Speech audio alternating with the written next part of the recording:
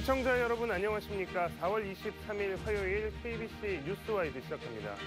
임기 5년 내내 국회 여소야대 정국을 맞이하게 된 윤석열 정부의 국정기조 변화 여부에 관심이 집중되고 있습니다.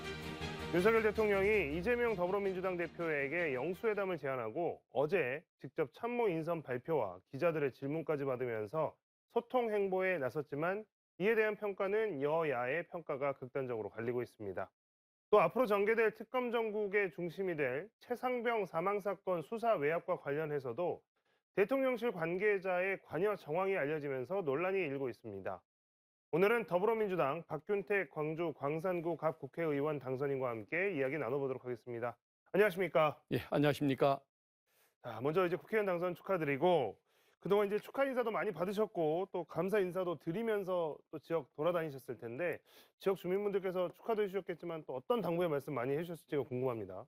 예, 축하 말씀 다음으로 많이 하시는 말씀이 윤석열 정권 제대로 심판하라. 그리고 또 민생 문제 잘 보살펴라. 검찰 개혁하라. 또 해묵은 광산의 숙제들 잘 좀 해결해 달라. 여러 가지 말씀들을 하시는데 그 네 가지 말씀이 가장 공통적인 요청사항이었던 것 같습니다. 네. 자, 이제 총선이 결과 다 나왔으니까 뭐 그 전에 이제 좀 이야기를 해보자면 검찰 내부에서는 당선인께서 총선 출마한다고 하셨을 때 적지 않은 논란 사람들이 좀 많았다고 들었습니다. 그걸 좀 예상하지 못했다 이런 반응이 많았다고 하는데요. 예, 이제 어쨌든 총선에 나서시게 된 계기나 특별한 결심이 있으셨을 것이다 이런 추측도 해보게 됩니다. 예, 어떤 이유가 있었을까요? 예. 그 과거 검찰에 재직 중일 때 저에게 정치에 입문하라고 권하는 분들이 계셨고 또 변호사 시절에도 권하는 분들이 계셨는데 제가 완곡하게 거절을 했습니다. 첫째는 제가 그렇게 정치 친화적인 성격인 것 같지가 않았고 그다음에 서로 국가를 위해서 일하겠다고 하는데 굳이 저까지 나서서 같이 경쟁할 이유는 없다고 봤기 때문에 굳이 제가 필요한 이유는 없다고 봤기 때문에 완고하게 거절을 했습니다마는 2년 전에 이제 윤석열 정권이 탄생하고 나서 생각이 좀 바뀌었습니다.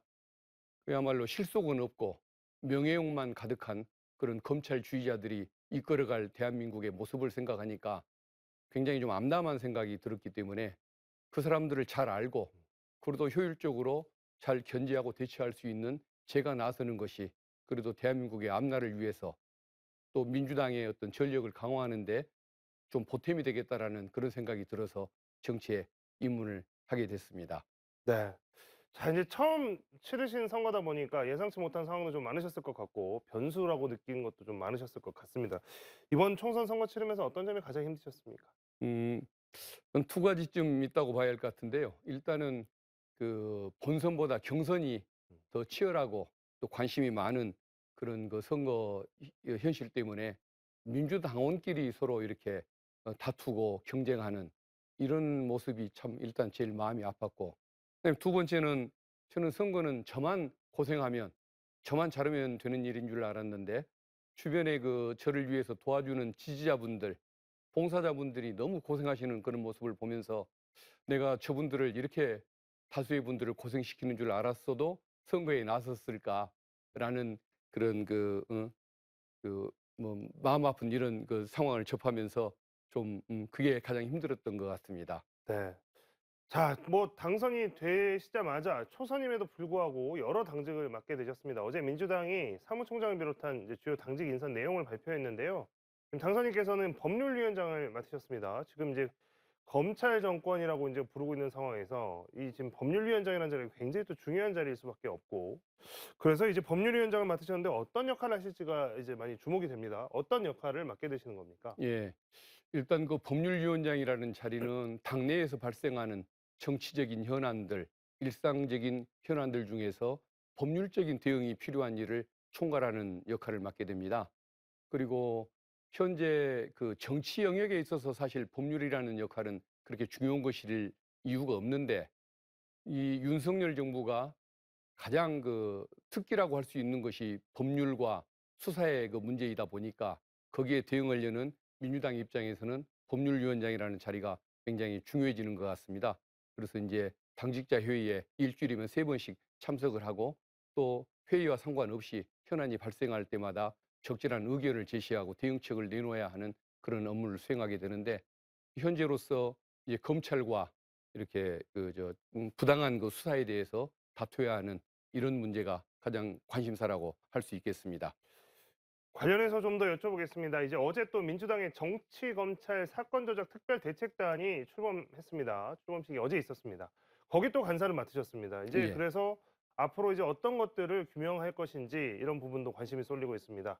예. 어떻습니까? 일단 그 제1의 관심은 국민들께서 관심을 갖는 것이 술자리 회유 파동 이거 아니겠습니까?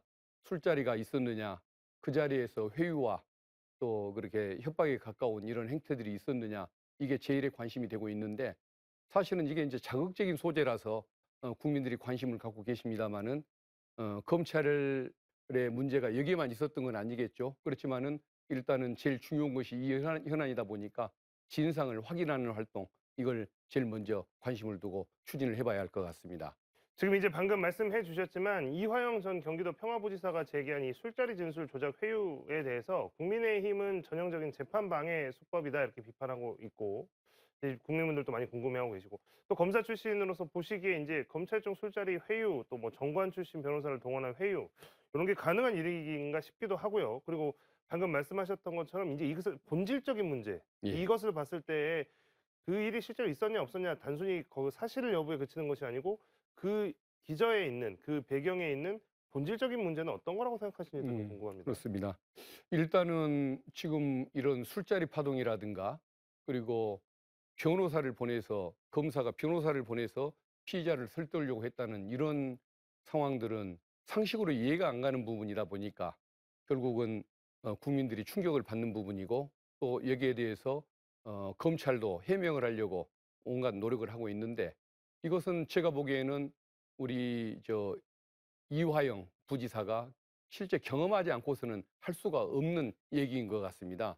다만 이제 일시를 특정하고 공간을 특정하는 과정에서 약간 좀 변화가 있고, 그다음에 또 어떤 물증으로 입증될 수 있는 문제가 아니다 보니까 검찰이 여기에 대해서 반박을 자꾸 하면서 진실 게임처럼 가고 있는데, 이 문제는 그거 자체가 그렇게 중요한 것은 아니겠죠. 왜 그러냐면은 대북 송금 사건이라는 것은 제가 보기에는 애초에 기소가 이루어질 수가 없는 사안입니다. 유죄를 입증하기 어려운 사안이라는 거죠. 왜 그러냐면은 이재명 대표가 이화영을 통해서 뭐 500만 불, 300만 불을 송금하게 했다는 거 아니겠습니까? 근데 문제는 두 사람 사이가 전혀 그런 관계가 아닙니다. 서로 만나본 적도 없고 차 한 잔 마셔본 적도 없고 전화번호도 모르는 관계입니다. 술자석에서 누가 바꿔주는 전화를 받았냐 안 받았냐가 쟁점이 될 정도로 서로 무관한 사이인데, 그게 나를 위해서 800만 불을 써준 사람에 대한 태도는 아니지 않습니까? 그래서 저는 이건 애초에 성립이 될 수가 없는 사건이라는 확신을 가지고 있고, 그렇게 될 겁니다. 그렇기 때문에 검찰이 기소를 못하고 있을 겁니다. 근데 문제는 검찰이 이걸 가지고 입증하겠다고 지금 3년째 노력을 하고 있지 않습니까? 그리고 이화영 부지사를 170번 이상을 소환을 했고, 그중에 79회인가를 면담 조사를 했고, 그중에 19번만 조서를 받았습니다. 그럼 조서를 받지 않은 나머지 면담 내용은 뭐가 되겠습니까? 결국은 회유하고 협박했다는 것밖에는 설명할 수가 없는 것이겠죠. 그리고 그런 문제가 있고, 김성태 회장이 검찰에게 원하는 대로 진술을 해준 대가로 얻은 게 많습니다. 예를 들면은 해외로 재산을 50억 이상 빼돌리면은 해외 재산 도피가 돼서 그게 10년 이상의 징역에 처해질 사안인데, 그냥 징역 1년이면 되는 외환관리법 위반으로 약하게 기소를 해줬습니다. 그리고 주가 조작 사건들도 있는데 이런 부분에 대한 수사가 제대로 이루어지지 않고 있습니다. 결국은 왜 김성태에 대해서는 그렇게 관대한 것이냐. 그리고 또 이재명 대표를 악마화하기 위해서 악의적으로 피의 사실을 수없이 유포를 했지 않습니까? 제가 거기에 대해서 검찰에 구두 고발을 한 적이 있었는데 아직 조사가 이루어지지 않고 있습니다. 이런 과정들을 보면은 이것은 이재명 대표에 대한 어떤 편파 수사를 넘어서 정치적 사냥을 하기 위해서 검찰이 너무도 그냥 몸부림을 치고 난리를 치는 수준의 비정상적인 행태를 보이고 있는데, 저건 공조직의 정상적인 어떤 모습이라고 볼 수가 없는 것이겠죠. 그렇기 때문에 지금 술판 하나만 가지고서 지금 다룰 수 있는 문제는 아닌 것 같고, 이 사건 전반적인 과정에서 보여주었던 편파 수사, 과잉 수사, 그리고 어떤 불법 부당한 수사, 모든 진상을 밝혀야 할 책무가 있다고 보고 있고 그 전체를 다 조사 대상에 포함시키려고 마음먹고 있습니다. 네. 지금 뭐 말씀만 들어도 굉장히 이제 당장 해야 될 일이 굉장히 많이 산적해 있다는 느낌이 있습니다. 자, 그럼에도 불구하고 이제 또 입법 활동을 하셔야 되니까 과연 이제 초선이시기도 하고 그렇다면 방금 말씀하셨던 것처럼 많은 일들을 지금 맡고 계시기도 한데 제22대 국회에 입성을 하시게 되면 과연 당선인께서는 어떤 법안을 1호 법안을 낼지 굉장히 궁금합니다. 예. 저는 제 1호 법안으로 생각하고 있는 것이 검찰개혁 법안입니다. 검찰을 수사기관에서 인권보호기관으로 바꾸고 또 검사들의 인사 시스템을 바꿔서 검사들이 어떤 대통령의 눈치, 법무부 장관의 눈치를 보는 것이 아니라 국민의 눈치를 봄으로써 국민의 통제 아래에 있는 조직으로 만들려고 그 법안을 준비 중에 있습니다. 이제 아무래도 검찰 출신이시다 보니까 이 수사권 폐지나 이런 민감한 부분에 대해서 과연 그 좀 어떻게 보면 그 기존의 이제 후배들과는 좀 다른 입장을 이제 내시게 되는데 그 부분에 대한 부담은 좀 없으신지 궁금합니다. 예, 당연히 부담이 있을 수가 있는 사안입니다. 인간적으로 보면. 그런데 저는 검찰 내에 있을 때부터 특수부 기능을 가장 약화시키고 형사부의 인권 보호 기능을 강화시키는 것, 이게 바람직한 검찰 개혁 방안이라고 내부에서 주장을 해왔습니다. 근데 그때만 하더라도 특수부를 폐지하자고 주장하지는 않고 기능을 약화시키자고만 주장을 했던 이유가 뭐냐면 검찰은 그 당시에도 여러 가지 비판을 받았지만 과잉 수사, 편파 수사 이런 그 비판을 받는 가운데서도 나름 이러이런 이유 때문에 이렇게 했던 것이지 편파 수사가 아니다. 이러이런 이유 때문에 이런 조치를 취했던 것이지 공정성을 해한 것이다. 아니라 공정성을 해한 것이 아니라는 변명이라도 할 수 있는 명분이 있었던 조직이었었습니다. 근데 지금은 이제 그 어떤 그 이유도 될 수가 없는 설명조차 할 수 없는 그런 나락의 이런 모습을 지금 보이고 있습니다. 그래서 과거에는 과잉 수사를 했다고 치면은 지금은 거의 야당을 상대로 정치적 사냥을 하고 있다. 저는 그렇게 표현을 하고 있는데 이제는 더 이상 회복할 수 없는 조직으로 그 모습이 가고 있고 어떤 그 특수부의 직접 수사권이 남용이 되고 있기 때문에 이제 이것은 반드시 폐지를 해야 한다라는 그런 확신을 가지고 있습니다. 네. 22대 국회에서도 여전히 이제 검찰 개혁과 관련된 이슈들이 이어질 것 같은데 그 중심에서 또 당선인께서 어떤 역할들을 해 나가는지 지켜보도록 하겠습니다.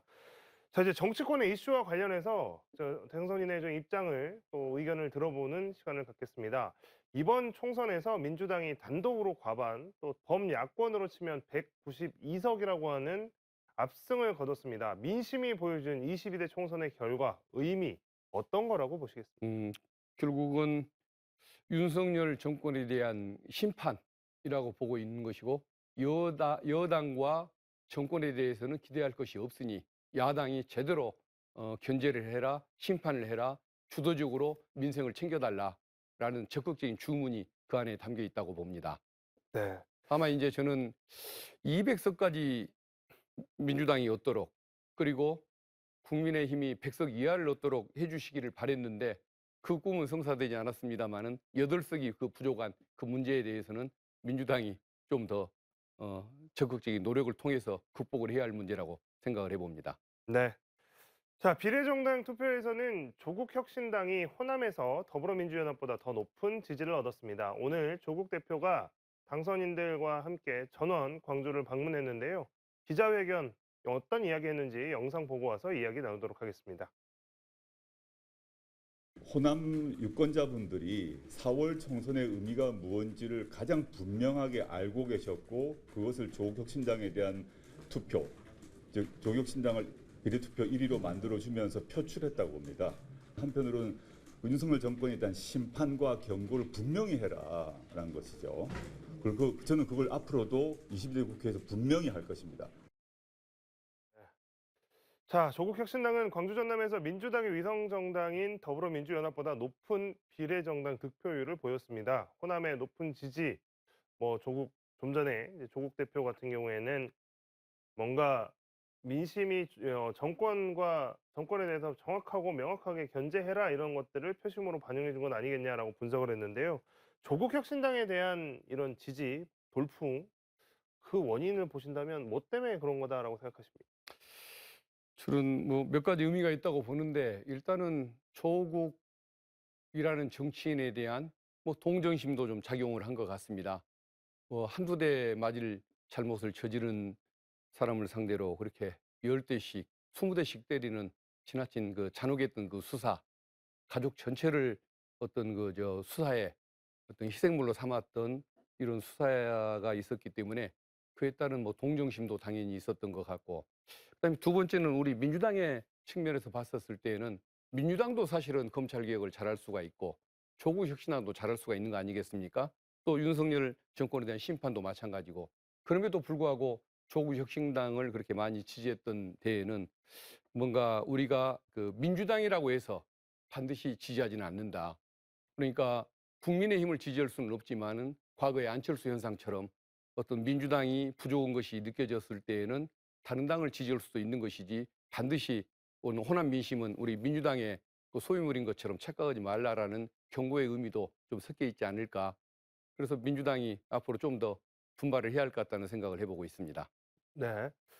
자, 이제 좀 전에 당선인께서 사실 말씀을 한번 해 주셨는데 200석이 이제 야권이 사실은 200석이 넘기길 바랐다라고 이제 말씀하셨지만 인제 어쨌든 200석 달성에는 실패를 했습니다. 22대 국회에서도 그래서 야권이 법안을 단독 처리하더라도 대통령이 또다시 거부권을 행사하면 어떻게 되느냐, 또다시 대치 정국이 반복되는 거 아니냐, 이런 우려는 21대에 이어서 22대에도 이제 이어질 수밖에 없는 상황이 됐는데, 과연 22대 국회가 정치의 효용성을 좀 보여주려면 그렇다면 어떻게 해야 되겠습니까? 결국은 그게 저는 민주당에게 남겨진 숙제라고 봅니다. 그 150석, 180석, 200석은 각각 의미가 다르지 않습니까?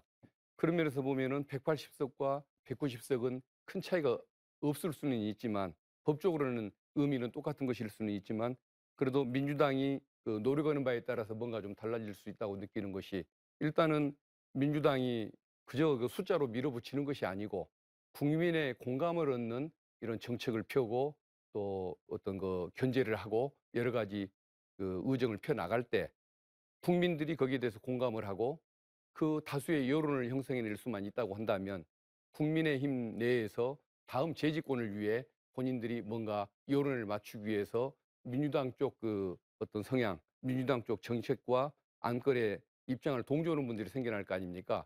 그러면 그 8명 이상의 그 의원들이 동참하게만 만들 수 있다고 한다면 윤석열 정권은 이제 그 식물 정권이 돼 버릴 수가 있기 때문에, 그게 두려워서 그래도 조금 더 조심하는 효과는 있지 않을까라는 생각이 듭니다. 그래서 결국은 국민의힘의 그 양심적인 의원들 몇 명이라도 8명 이상이 끌려올 수 있을 정도로 민주당이 국민의 민심을 잘 얻기 위한 노력을 잘 펼쳐야 한다고 생각을 해봅니다. 자, 22대 국회 이제 개원까지 한 달하고 조금 더 남았는데요. 최우선으로 추진해야 될 국정 현안이 있다면 어떤 걸 꼽으시겠습니까? 결국은 그 민생 문제라고 생각합니다. 어, 아마 뭐 대통령과 제1야당 대표의 영수회담에서도 그게 저는 제1의 주제가 되리라고 생각을 하는데, 당연히 민생 문제가 될 것이고, 서민들이 그 고통받는 문제를 어떻게 해결할 것인가, 이 부분에 대한 서로 의견 교환이 있지 않을까 싶은데, 저는 일단은 민주당 입장에서는 가장 그 제1호로 추진해야 할 것이 1인당 25만 원 이렇게 민생을 지원금이요? 살리기 위한, 또 서민 경제를 살리기 위한 그 지원금 지급하는 것, 이걸 제일 먼저 좀 추진해서 어떤 그 서민들을 위해서 노력하는 모습을 먼저 보여줄 필요가 있다. 예, 그 생각을 해봅니다.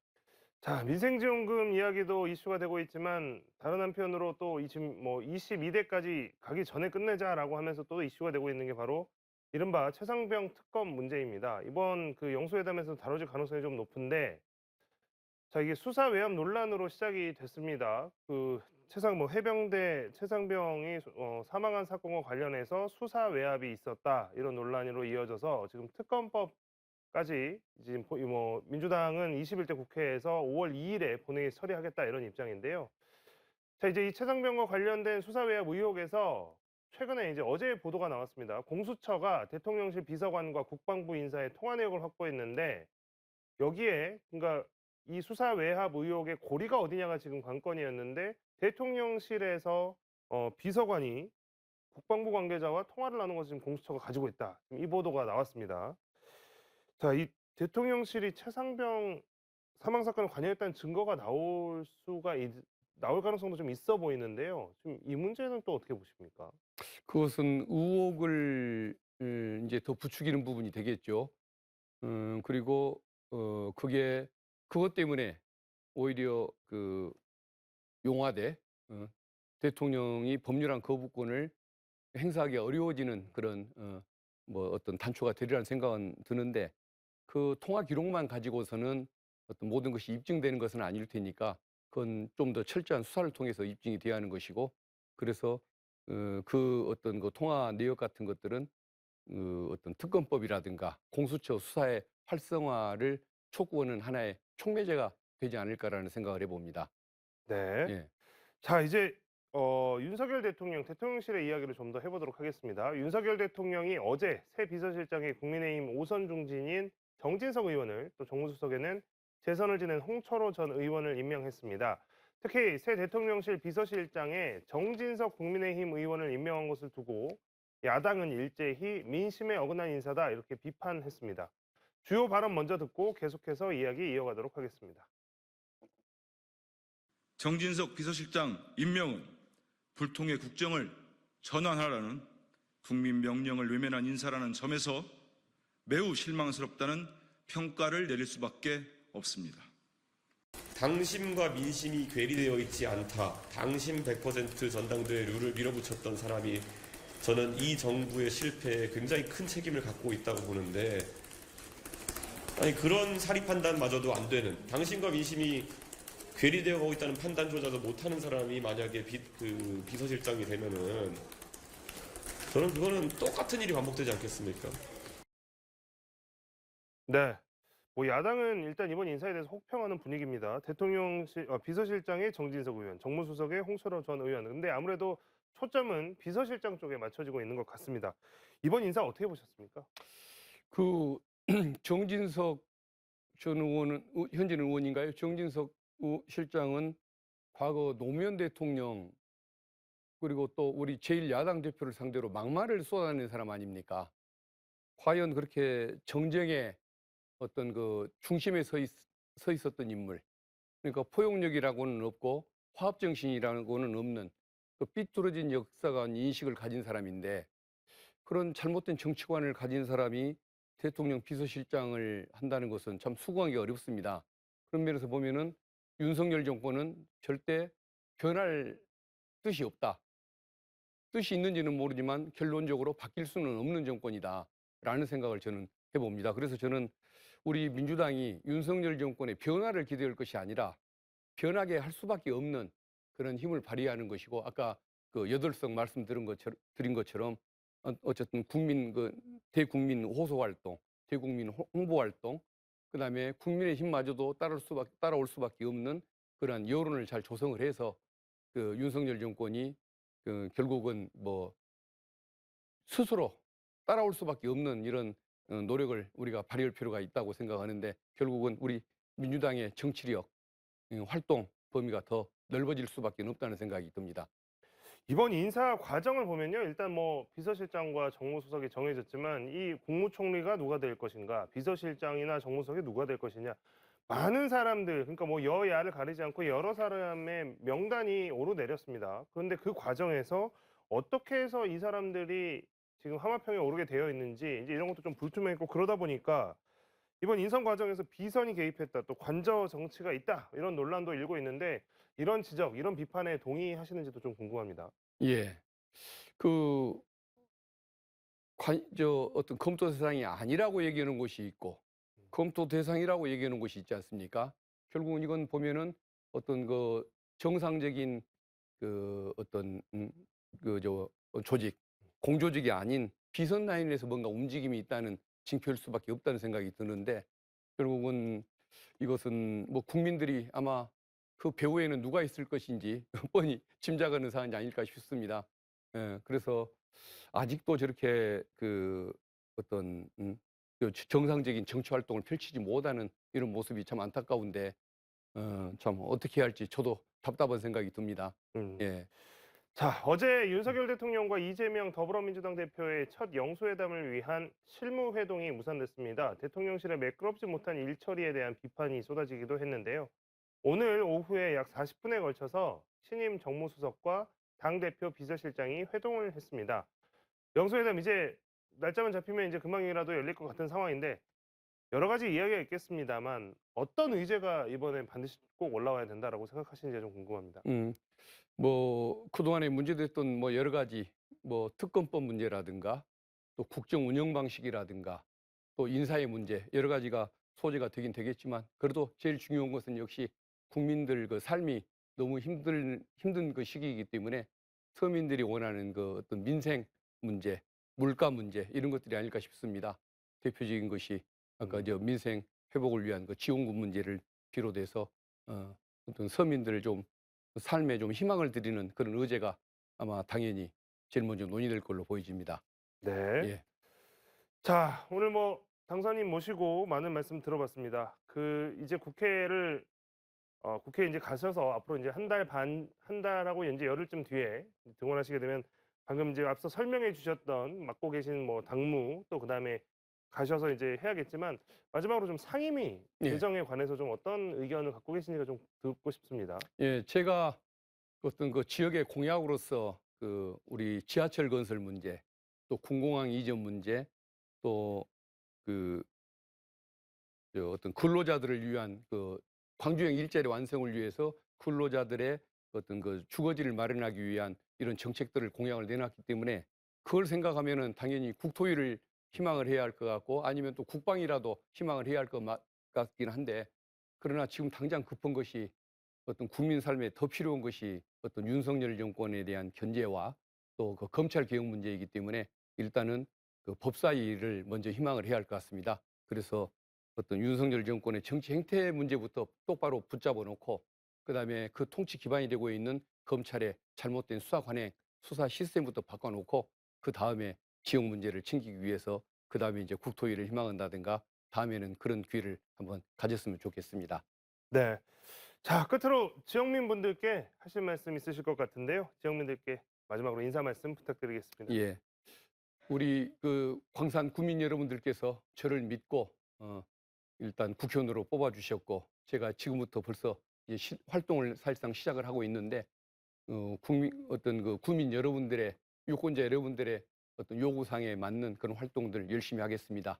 정권 견제, 검찰 개혁은 물론 지역에 쌓여 있는 12가지 그 공약들 내세운 바가 있는데 그것들을 차근차근 이뤄나가기 위해서 꾸준히 노력하고 더 분발을 하겠습니다. 많은 애정과 또 지지, 더불어서 또 질책 많이 보내주시면 고맙겠습니다. 네. 오늘 더불어민주당 박균택 광주 광산구 갑 당선인과의 이야기는 여기까지 나누도록 하겠습니다. 당선인님 고맙습니다. 감사합니다.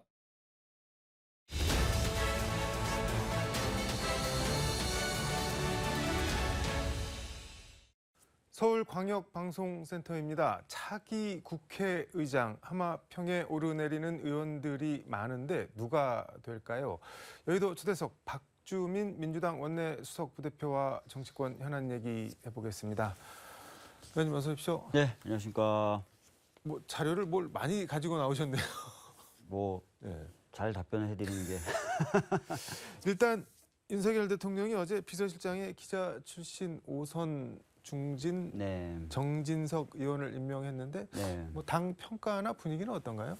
그러니까 어제 야당이 일제히 입장을 밝혔어요. 네. 근데 모든 야당이 다 비판하는 입장이었죠. 왜 비판을 하는 뭐 아시는 것처럼 정진석 전 의원 같은 경우에 네.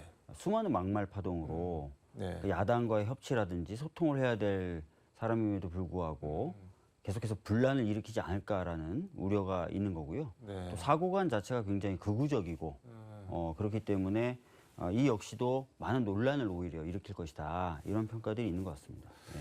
근데 뭐랄까 친화력이나 정무적인 감각은 있다. 뭐 이런 평가도 있는 것 같은데 그건 어떻게 보세요? 글쎄요, 뭐 그거는 네. 같은 당 분들이 주로 그렇게 얘기하시는 것 같고요. 그런가요? 어제 네.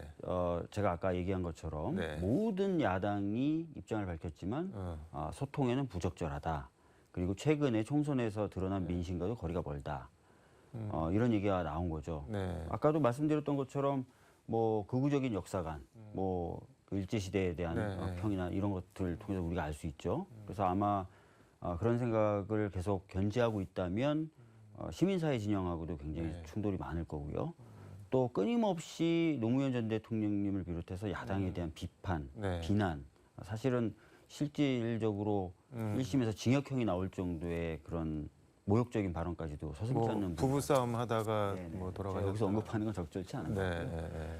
그렇기 때문에 이제 야당과의 협치 또 소통을 기대했던 많은 국민들이나 야당에게는 그렇게 적절한 인사로 보이지 않는다는 말씀을 드립니다. 그 윤석열 대통령은 그럼 왜 정진석 의원을 비서실장에 발탁을 했을까요? 그러면?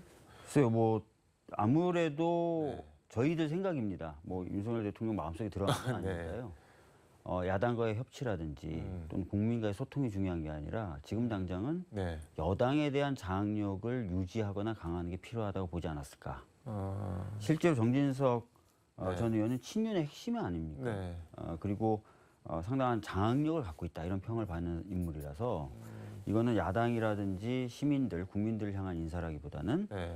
흔들리고 있는 여당 장악용이 아닐까 이런 생각이 듭니다. 정진석 실장은 어제 뭐 본인이 윤석열 대통령한테 정치 투신을 뭐 권유했다 그리고 이 정권을 만드는데 본인이 역할을 했고 뭐 책임도 느낀다라고 얘기는 하던데 정진석 실장이 온다고 당이 뭐 이렇게 장악이 되거나 그럴 수가 있나요? 그런 아니요, 실제로 네. 친윤의 핵심이다, 친윤의 맏형이다 이런 평가를 받고 있지 않습니까? 네. 그러니까 이제 친윤조차도 많이 지금 흩어지고 흔들리는 판국에서 뭔가 구심점을 만들어내는 역할을 할 수 있겠고 또 오선하면서 당의 여러 가지 직책을 맡았기 때문에 당을 장악하기에는 적격이죠. 홍철호 신임 정무수석 여기는 뭐 윤석열 대통령이 자수성가 사업가다, 네. 뭐 소통 친화력 뛰어나다 이렇게 평가를 하는데 여기는 어떻게 보시나요? 글쎄요, 뭐 그 홍철호 정무수석도 그렇고 대통령 실장도 마찬가지인데 일반적으로 대통령실 사람들은 국무위원이나 장관에 비하면은 재량의 폭이 굉장히 좁습니다. 대통령이 직접 통제를 받죠. 네. 그래서 뭐 보수 언론들도 그런 평가를 하는 것 같아요. 대통령이 바뀌지 않는 한 누가 오더라도 사실상 변화를 기대하기는 어렵다. 네. 그렇기 때문에 뭐 홍철호 신임 정무수석이 왔으니 뭔가 좀 달라지는 거 아니에요. 이렇게 기대하기는 좀 이른 감이 많고요. 홍철호 수석도 뭔가 대통령에 대해서 바른 말을 할 사람, 심지가 굳은 사람 이렇게 평가받지는 않잖아요. 그러니까 그런 부분도 좀 염두에 둬야 될 것 같습니다. 대통령이 바뀌지 않는 한이라고 말씀을 해주셨는데 어제 보면은 뭐 직접 뭐 발탁 배경도 설명을 하고 기자들이 뭐 질문을 하는데 뭐 바로 답은 아니어도 뭐 어쨌든 질문을 받고 그랬는데 그건 약간 좀 변화를 하시려고 하는 거 아닐까요? 대통령 어떻게 보시나요? 제가 이제 아침에 공개 발언할 기회가 있어서 그 기회를 통해서 발언하기도 하고 네. 아침에 다른 인터뷰에서도 밝혔지만 식당을 저희가 갔는데 식당 주인이 웃으면서 네. 매운 음식을 내면 웃고 있다는 이유로 매운 음식이 안 매웠게 되는 건 아니잖아요. 그리고 웃으면서 맛없는 음식을 내놓으면 네. 웃고 있다는 이유로 맛없는 음식이 맛있어지는 건 아니거든요. 결과적으로 내놓는 음식, 네. 내용이 중요한데 사실 대통령이 바뀌느냐를 우리가 확실하게 네. 확인할 수 있는 건 첫 번째가 인사겠죠. 음. 그런데 인사를 아까 말씀드렸던 대로 정진석 대통령 실장을 했다는 거예요. 거기에 대해서 모든 야당, 심지어 보수 언론까지도 이건 아닌 것 같다고 얘기하고 있는 상황에서 그냥 웃으면서 나와서 소개했다. 질문을 2개 받았다. 이걸로 달라졌다라고 보기가 오히려 그걸 달라졌다고 평가하는 언론들이 있던데 대통령에 대한 기대치가 너무 낮았던 거 아니에요? 그런 거 아닙니까? 예, 저는 보면 지금 이 정도 가지고 달라졌다고 봐야 되는 거 아니냐라고 하는 것 자체가 좀 우프다 이런 생각이 듭니다. 예. 아니 뭐 웃고 질문 받고 그건 나쁜 건 아니잖아요. 어쨌든. 근데 그걸 가지고 바뀌었다. 뭐 이렇게 얘기하기는 어렵다는 거죠. 이재명 대표는 어제 최고위원 회의에서 뭐 대통령을 만나서 이번 총선에서 나타난 민심을 가감없이 전달하겠다라고 밝혔는데 사람들이 제일 관심 있어하는 게 김건희 여사 특검을 얘기를 두 분이 할 거냐라고 건데 그 말씀들을 할까요? 어떻게 보세요? 아니 뭐 그런 부분도 필요하다면은 말씀 나누시는 게 정상적이겠죠. 네. 왜냐하면 총선 당시에 나왔던 여러 민심이 전달되는 장으로 네. 이번 영수회담이 사용돼야 되지 않겠습니까? 그러면은 뭐 첫 번째는 아마 민생의 어려움 이런 것들을 얘기하셔야 될 테고요. 네. 두 번째는 이제 국민들이 갖고 있는 여러 가지 어떤 불신들 이런 것들을 해소할 수 있는 방안 이런 것들이 얘기돼야 될 텐데 방금 말씀하셨던 김건희 특검이나 이런 거는 이제 두 번째 카테고리에 좀 들어갈 수 있는 문제들이겠죠.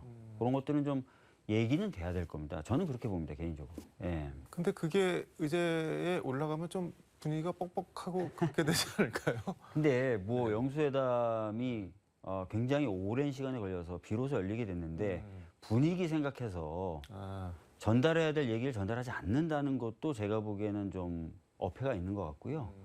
오히려 진짜 대통령이 들을 마음이 있다면 불편한 얘기도 좀 들어가면서 그래서 그런 얘기들 중에 일부는 추후에도 계속 얘기를 해나가는 그런 과정을 만들어 나가겠죠. 근데 그냥 그렇지 않고 불편한 얘기는 듣기 싫고 또 이야기도 한 번만 하고 듣는 모양새만 갖추고 이렇게 되면 사실상 바람직한 영수회담이라고 할 수는 없죠.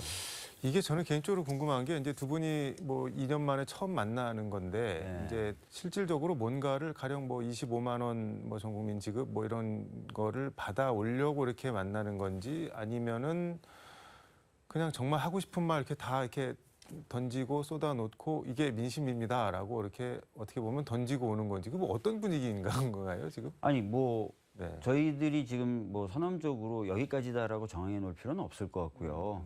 일단은 민심을 가감 없이 전달하는 게 첫 번째일 것 같고요. 네. 그 가운데 핵심적인 의제들은 제가 말씀드렸던 것처럼 한 번의 회담으로 끝내기보다는 좀 더 얘기를 해서 성과까지 나오도록 만드는 게 정상적인 영수회담의 모습인 거예요.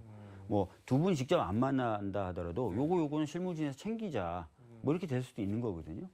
근데 말씀드렸던 것처럼 그런 거 없이 그냥 대통령은 저는 들을 테니 이제 쭉 말씀하세요 뭐 이렇게 한다 하고 끝낸다든지 이렇게 되는 거는 아까 말씀드렸던 것처럼 뭔가 통상적인 영수회담이라고 보기가 좀 어렵겠죠. 민주당 얘기 좀 해보겠습니다. 이재명 당대표 연임이 뭐 거의 약간 기정사실화되는 것 같은데 그렇게 가는 건가요? 어떤 건가요? 지금 총선 전에 비하면 네. 총선 후에 확실히 이제 이재명 대표가 연임해야 되는 것 아니냐는 얘기가 많이 나오고 있어요. 근데 뭐 이게 공식적으로 거론이 된다거나 또는 뭐 공론처럼 여러 명의 의원이 모여서 얘기하거나 그렇지는 않습니다. 네. 근데 확실히 이제 이런 말을 하는 사람들이 늘어나고 있는 건 사실이고요. 그것은 아마도 역사적인 대승이죠. 야당의 대승인데 이 대승을 바라는 국민의 뜻이 잘 실현되기 위해서는 좀 강력한 리더십이 필요한 것 아니겠느냐라는 판단들이 좀 배경이 깔린 것 같아요. 네. 예. 국회의장 선출 관련해서는 정말 여러분들이 이렇게 막 언급이 자천타천되고 있는데 예. 지금 뭐 좀 당 분위기가 뭐 정리가 좀 되고 있는 건가요? 아니면은 지금 이제 제가 알기로는 네. 의장을 하시려는 분들이 움직이기 시작하셨고요. 보통 통상적인 경우에 보면 이렇게 움직이시다가 스스로 좀 정리를 하시기도 하고 또는 얘기를 나눠서 네. 좀 정리가 되기도 하고 합니다. 그러니까 그런 과정이 좀 있을 겁니다 앞으로. 예, 아직은 이제 움직이시기 시작하는 단계라서 굉장히 혼란스러운 상황이죠. 솔직히 말씀드리면. 그 뭐 원칙 하시겠다는 같은 분들도 게 많고. 혹시 있나요? 그런데 특별한 뭐 원칙이랄 건 없겠지만 이번에 저희들이 총선을 통해서 확인한 민심은 국회가 좀 제대로 정부를 견제하고 네. 좀 더 생산성 있게 일을 해야 된다라는 것이었다고 판단하거든요. 그럼 거기에 맞는 의장을 저희들도 선출해야 되겠죠. 그래서 지금 상황에서는 거기에 맞는 분이 누군지 의원들도 고민하고 네. 본인들도 고민하고 이런 상황이 되고 있는 것 같습니다. 근데 민주당이 어제 뭐 의장 선출 관련해서 기존 최고 득표자에서 제적 과반수 득표자로 선출하는 걸로 이렇게 뭐 룰을 바꿨다고 하는데 이건 뭐를 바꾼 건가요? 이게 뭐냐면은 그 원내대표 선거 같은 경우에는 처음에 이제 후보자들이 나와서 네. 투표를 실시합니다. 그 다음에 과반이 넘는 사람이 없으면 결선 투표를 해요. 네. 그래서 최종적으로는 당선된 사람이 과반을 넘게 득표하게끔 시스템을 설계해놨거든요. 그게 이제 대표성을 강화하기 위한 건데요. 의장도 사실은 그렇게 뽑아야 되는 것 아니냐라는 네. 차원에서 룰을 원내대표 룰하고 같이 일치하게끔 조정한 겁니다. 그 이유는 이번에 좀 많이들 나오신다 그래서 자칫 잘못하다 보면은 아주 적은 수로 의장이 결정될 수도 있고 많은 수가 나오다 보면요. 그렇게 되면은 이제 대표성이라는 부분에서 약간 네. 문제가 생기지 않을까 해서 이런 식으로 룰을 좀 바꾸는 걸로. 이거는 뭐 최고위원회의에서 의결하면 되는 그렇죠. 최고위에서 얘기를 하고 이게 이제 당무위가 열리면 당무위에서 의결하면 됩니다. 최고위에서 당무위로 안건 올리고. 예. 근데 뭐 대표성을 말씀해 주셨는데 뭐 이렇게 볼 수도 있을 것 같은데 이게 뭐 결국 1차에서 이재명 대표가 덜 원하는 분이 그냥 덜컹 뭐 이렇게 결정이 되면은 그거 조금 방지하려고 뭐 결선 투표 같은 거를 하려고 하는 거 아니냐 뭐 이렇게 볼 수도 있을 것 같은데요. 아니 근데 네. 뭐 뭐든 다 이상하게 보시면 다 이상하게 보실 수 있는데 네. 예전에는 이랬어요. 제가 경험해 본 바에 따라도 한 명이 나오시거나 다 조정해서 그래서 추인하거나 아니면 두 분 정도 나와서 네. 겨루셨어요. 근데 지금은 자천 타천으로 거론된 후보만 한 7분 되시죠. 네. 그래서 정리가 안 되면 만약에 7분이 다 나오시게 되는 거예요. 어. 그러면 대략 한 30표만 얻어도 어. 의장이 되실 수가 있어요. 어. 그럼 이제 좀 그렇잖아요. 그래서 예전과는 좀 상황이 많이 달라진 부분이 있긴 있습니다. 확실히. 이 부분에 대한 대응을 좀 해야 될 필요가 있어서. 예. 근데 보통 말씀하신 대로 통상 뭐 한 분 정도 나와서 추대를 받거나 아니면 두 분 정도 나와서 하는데 왜 이번에는 6, 7분, 뭐 8분 이렇게 많이 나오시려고 할까요? 첫 번째는요. 네. 의장을 아직 안 해보신 다선 의원님들이 다수가 되신 거예요. 전보다 훨씬 다수가 됐고. 네. 두 번째는 네. 아까 말씀드렸던 것처럼 이번 총선 민심을 봤더니 국회가 정부를 견제하거나 네. 또는 국회 차원에서 굉장히 생산적으로 움직여야 될 필요성이 커졌고 그러면 의장의 역할이 전에보다도 훨씬 더 네. 강력해진 겁니다. 그러니까 실질적으로 강력한 역할을 행사할 수 있는 의장 이게 또 메리트가 되는 거죠. 그러니까 요 두 가지만 놓고 보면 네. 과거에 도전 안 하셨던 막 5선 의원님들 5선 의원님이 도전하실 수는 있는데 위에 6선, 7선 있을 때 5선이 도전 안 하시거든요. 그러니까 5선 의원님도 그렇다면 이런 상황에서 네. 내가 한번 해보는 게 오히려 더 적합하지 않을까라는 고민들을 하시는 거죠. 원내대표 선거는 지금 뭐 그러니까 당장 다음 주 3일 맞습니다. 예. 잖아요. 근데 예. 지금 뭐 일단 의원님도 나오시나요? 어떻게? 고민을 네. 하고 있고요. 네. 뭐 오늘 내일 중으로 결정을 해야죠. 나오시는 거죠? 네? 나오시는 나오면 쪽으로. 나온다 그러겠고 안 나오면 안 나온다 그러겠죠. 이번에 원내대표는 또 어떤 분이 돼야 될까요? 그런데? 두 가지를 좀 겸비를 해야 될 것 같습니다. 하나는 굉장히 많은 수의 의원들이에요. 네. 지난번에도 현재도 많은 수의 의원들이 계시다 보니까 이 원내가 질서 있게 움직이고 잘 소통하면서 움직이고 하는 운영이 굉장히 어려워요. 네. 근데 그래서 요 내부적 운영을 잘할 수 있는 사람이 하나 있어야 됩니다. 뭐 소통 능력이나 이런 게 그런 거 뒷받침이 돼야 되겠죠. 두 번째는 여당을 상대로 하든 아니든 성과를 많이 내야 돼요. 그래서 그렇다면은 이제 상임위 가동이라든지 네. 본회의를 어떻게 활용한다든지 이런 거에 대한 아주 체계적인 계획을 짜고 실행시킬 수 있는 그 전략 전술적 능력 네. 이런 것들이 또 있어야 됩니다. 그래서 이 두 가지를 겸비해야 아마 적합하지 않을까 이렇게 생각됩니다. 그 말씀하신 거 들어보면은 그 지금 원내 수석 부대표로 지금 21대에서 거의 180석 가까운 의원들이랑 뭐 중간에 실무진으로 쭉 조율을 하셨잖아요. 그 뭐 본인이 내가 적격이다 뭐 그런 거 아닌가요? 하면 잘하겠죠. 하면 네, 잘한다. 뭐 하면 잘한다고 해서 꼭 투표에서 많은 투표를 얻는다거나 그런 건 아닙니다. 하면 잘한다라는 거는 안 아니 시켜줄. 실제로 제가 수석을 바로 했고 예, 예, 예. 그다음에 특히 이번 그 홍익표 원내대표 체제가 성과가 많다고 평가를 받고 있어요. 그래서 그 운영을 해본 경험이 있고 그다음에 이제 의제들 당에서 추진하는 의제들에 대해서 잘 알고 있고 한 건 있죠. 근데 지금 박찬대 최고위원은 출마 기자회견을 네, 했는데 맞습니다. 서영교 최고위원은 뭐 이렇게 나온다고 했다가 어제 네. 이제 뭐 당에 부담 주기 싫다면서 이제 접었는데 이거는 뭐랄까 최고위원들끼리 뭐 교통 정리를 좀 하고 있는 걸로 봐야 되나요? 어떻게 해야 되나요? 최고위원 숫자가 그렇게 많진 않아요.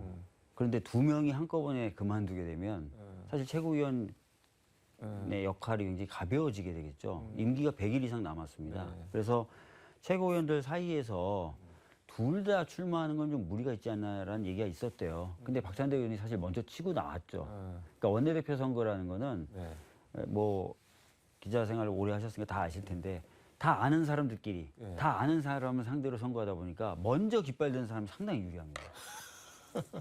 단 며칠이라도 먼저 시작한 사람이 상당히 유리해요. 예. 근데 이제 뭐 일각에서는 이렇게 볼 수도 있을 것 같은데 결국 뭐 국회의장, 뭐 원내대표 다 이른바 친명, 뭐 친명 아닌 의원이 뭐 없겠지만 뭐 확실한 친명 이런 사람들로 다 세우면 이거 좀 뭐 그런 거 아니냐, 뭐 장단이 있을 것 같은데 그건 어떻게 보세요?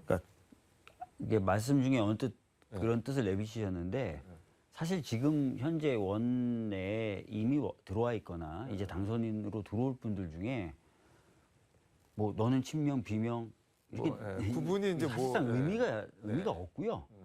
그래서 이제 아까 말씀드렸던 것처럼 아는 사람들끼리 아는 사람들을 상대로 선거전을 치러야 되는 게 의장 선거이자 원내대표 선거가 돼버린 거죠. 과거에도 그랬지만 더 그런 성격이 짙어졌어요. 예. 일단 22대 국회에서 법사위랑 운영위는 무조건 다 가져오시려고 하는 거죠, 민주당에서. 예. 근데 요거를 네. 공식적으로 뭔가 결정을 했다 이런 건 또 아니에요. 그러니까 이건 이후에 이제 얘기를 해야 되는데 네. 제 개인적인 그 생각을 전제로 좀 말씀을 드리면 법사위나 운영위는 국회가 정부를 견제할 때 굉장히 필요한 네. 상임입니다. 그러다 보니까 많은 의원님들이 저를 포함해서 21대와는 달리 이 상임위들에 대해서는 좀 우리 당이 책임을 지고 가져와서 운영을 하는 게 이번 총선 민심을 바르게 반영하는 것 아니냐라는 고민을 하고 있어요. 그 공감대가 상당히 넓게 형성되어 있습니다. 그거는 국민의힘에서 뭐 반대를 하거나 저항을 하더라도 그냥 뭐 물리적으로 가져오겠다 뭐 이런 입장인 건가요? 물리적이라는 표현보다는 법리적으로 가능하죠. 예. 그게 그 말 아니에요? 가져오겠다. 물리적이라는 건 이게 뭐 이렇게 하는 것 같은데 법리적으로 가능합니다. 예. 알겠습니다. 시간이 거의 다 돼서 마무리 말씀 뭐 강조하고 싶은 거 있으면 한 말씀 듣도록 하겠습니다. 22대 국회에서 우리 더불어민주당이 상당히 많은 의석을 가질 수 있도록 국민 여러분들께서 지지해 주시고 응원해 주셨습니다. 그 의미는 아마 제대로 일을 해라. 그래서 성과도 내고 또 정부와 여당이 잘못 가는 것은 견제를 제대로 해라. 이런 의미일 것 같습니다. 그래서 22대 국회에서는 저희 더불어민주당이 굉장히 땀 흘려 일하는 그런 정당이 되도록 노력하겠다는 말씀 드리겠고 다시 한번 지지와 성원에 대해서는 감사하다는 말씀 드리겠습니다. 알겠습니다. 오늘 말씀 여기까지 듣도록 하겠습니다. 고맙습니다. 네, 감사합니다. 여의도 초대석 지금까지 서울광역방송센터에서 박주민 민주당 원내 수석부대표와 함께 전해드렸습니다.